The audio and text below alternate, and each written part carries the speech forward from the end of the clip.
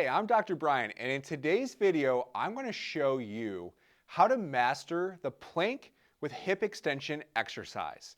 It's a great variation that's going to help connect your core to the ability to produce that hip extension, which is really awesome and a needed skill and necessary skill to be able to do a lot of things: running, jumping, squatting, and not having pain. So if you're ready to move, let's get going. So I'm going to show you this exercise first without bands, but if you're looking to challenge yourself, or if it's prescribed to you, whether you're one of our clients or if you're using our app to be able to do this exercise with the band, then we prefer that you use these longer bands. Now, if you don't have one of these bands, you can look in the description below and it will have the link to get one of these bands. So what we're looking to do with this exercise, we're trying to keep our core as rigid as possible and only move at the hip joint. There's a couple things that you need to focus on to be able to achieve that. So first, the plank. So the plank, I prefer to do this on hands and knees, where my hands are directly beneath my shoulders. My knees are slightly out but beyond my hips. What I'm trying to do from here is actually slouch or tuck my butt a little bit. What that's going to do, that's going to kick on those lower abs. That's going to bring your belly button to your spine, and you are to lock that position. From here, I'm going to bring my foot outside of my knee, and I'm going to show you another view in a second on this. And then I'm going to just go out only as far as I can keep that lower ab tension. That's the goal. You have to keep those lower abs engaged the entire time in order to be able to achieve this correctly.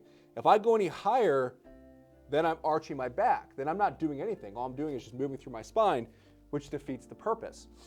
So again, you want to have hands underneath shoulders, knees slightly outside of hips, tuck, foot outside of knee, drive foot out. And I like to start just keeping my leg parallel to the ground before I start going up. A lot of people, that's all you need to be able to get a good engagement of these muscles and to get strong in that hip extension position.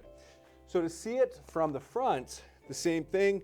I'm in that position, I'm tucked, and then I'm going out to the side. And you can see I'm kicking out at a 45. I don't want to kick this way because then I'm not actually achieving any type of hip extension. I'm actually just kicking in my hip flexor. So if I kick out at that 45, you're going to really feel that back pocket glute firing, which is what we're really trying to achieve. So if you want to use a band to do the same exercise, and I have two bands here, orange one's a little bit lighter, red's a little bit tougher, so it just depends on which one you want to use. But we'll just use the orange for now. I'm going to loop it around my foot, loop it around the same hand, and the band actually really helps because the band almost guides you. It adds some resistance, but also I know I'm doing it right if my knee never touches the band. If my knee touches the band, I've gone out too far. But here, I can really keep that good angle of kick, which is going to help me promote getting that hip extension, getting those glutes to fire, and not getting my back to fire. So what I'm looking for with this exercise, lower ab tension, glute tension in the side that I'm working. And the only thing that should be moving is that hip joint. That's the whole idea. Create rigidity, stiffness through spine and pelvis, move through the hip joint itself. What I prescribe for this, for all of my clients, is we're looking to get a lot more reps on our non-dominant side versus our dominant. So typically it's about 10 reps, 15 reps on the right. If you're a dominant righty, about double that on the left. But we're always trying to just go to failure on that non-dominant side. So if I can get to 30, great. If I don't, I don't. But we always want to try to think about keeping symmetry when we're doing this. If you're looking at the app, you're looking at one of our Move Along or our Move Daily programs on some of our other videos we have on this channel, then we might be actually doing this time-based versus rep-based. But the mechanics stay the same regardless if it's rep or it's time.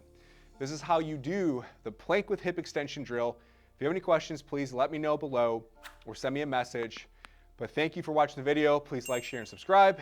And we'll catch you guys in the next one, making sure movement is mandatory.